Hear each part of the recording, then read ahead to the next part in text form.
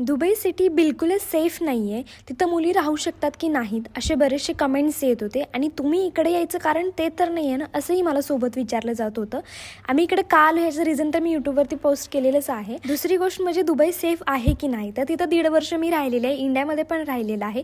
मी स्वतःच्या एक्सपिरियन्सवरती सांगत आहे. दुबईमध्ये आम्ही सकाळी, दुपारी, संध्याकाळी 2-3 वाजेपर्यंत पण सगळीकडे फिरलेलो आहोत. दुबई 24 तास चालू असते आणि कधीही तुम्ही कसंही फिरा, एकटे फिरा किंवा भरपूर जणांसोबत जरी फिरला ना, तुम्हाला अनकम्फर्टेबल वाटणार नाही, सेफच वाटणार आहे. कोणी बघतंय नाही बघतंय काहीच असं वेगळं विचित्र वाटणार नाही. त्याच जागी इंडियामध्ये 7 वाजता जरी फिरायचं म्हटलं तर किती भीती वाटते हे आपल्या सर्वांना माहीतच आहे. तिथे कोणी गुन्हा करायचा म्हटलं तरी 10 वेळा विचार केला पाहिजे. करायची तर लांबचीच गोष्ट आहे, कारण की तिकडे एवढे जास्त स्ट्रिक्ट लॉ आहेत ना, आणि शिक्षा पण अशी जास्त आहे की प्रत्येक व्यक्ती घाबरतो बाबा आपण चुकायला नको म्हणून. सोबतच छोट्या मोठ्या गोष्टी जरी आपल्याकडून चुकल्या तरी पेनल्टी एवढ्या आहेत की भरता भरता वैताग येतो. तिकडे राहत असताना पहिला मी जास्त बाहेर पडत नव्हते, घराच्या आतच असायचे.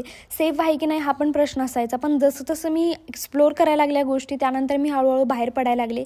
खूप सेफ वाटायला लागलं तिकडे. तुम्हा सर्वांना माहिती असेल की वर्ल्ड्स सेफेस्ट प्लेस जी आहे ना, त्यामध्ये दुबईचं पण नाव येतं, जे की फिमेलसाठी सगळ्याच गोष्टीसाठी सेफ आहे. आणि दिवसभर घरात एकटी राहण्याचं माझं कारण पण हेच होतं की मला एवढं तरी माहीत होतं की मी पूर्ण दिवस किंवा पूर्ण टाईम सेफ प्लेसवरती तर आहे. असं अजून काही तुम्हाला जाणून घ्यायचं असेल तर कमेंटमध्ये टाईप करा. Okay, bye.